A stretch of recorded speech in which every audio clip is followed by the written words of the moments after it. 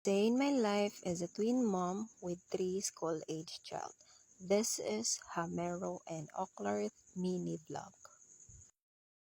Hello guys, good morning. Kakatapos lang pala magsaing ni mama, kaya nilagay ko itong okra na inani ko kanina. Ang okra ay isa sa mga paborito kong gulay. Pagkatapos maluto yung okra ay tinanggal ko na, kaya isusunod ko na itong aming agahan. Meron nga pala tayo ditong itlog at saka beef loaf. Binit muna natin itong itlog, pagkatapos ay inopen na natin itong kanang beef loaf. Tsaka sa likod nga pala guys ay hindi ko na siya i-open. Bale, binutasan lang natin itong kabila para madali lang siyang makuha. Hindi na siya mag-sanction guys kasi may butas na siya na may pasingawan sa hangin. Kaya ayan, mabilis na siyang makuha. At pagkatapos ay hiniwa natin ito sa katamtamang nipis lang. And then, kumuha tayo ng 2 piraso at inilagay natin sa ating itlog. Pagkatapos, inilagyan natin ng seasoning at saka asin. Pagkatapos ay naglagay na tayo dito ng kawali at nilagyan natin ng at ipinirito na natin itong ating beef loaf. And then pagkaluto ay kinuha na natin ito. At isusunod naman natin itong ating scrambled egg with beef loaf. Pagkatapos ay binaliktad natin ito. And then kinuha na natin ito. Mauuna na nga palang kakain itong aking partner kasi papasok pa siya sa trabaho. Pagkatapos ay kinuha ko na natin itong ating isda na gagawin natin tuyo. Ito nga palang ating isda, yun na sina natin kahapon. Kaya overnight itong nakababad sa asin. Inutusan ko nga pala ang aking mga anak na lipitin ang kanilang higaan. Dahil sobrang alat yung ating tuyo ay hinugasan natin ito ng 3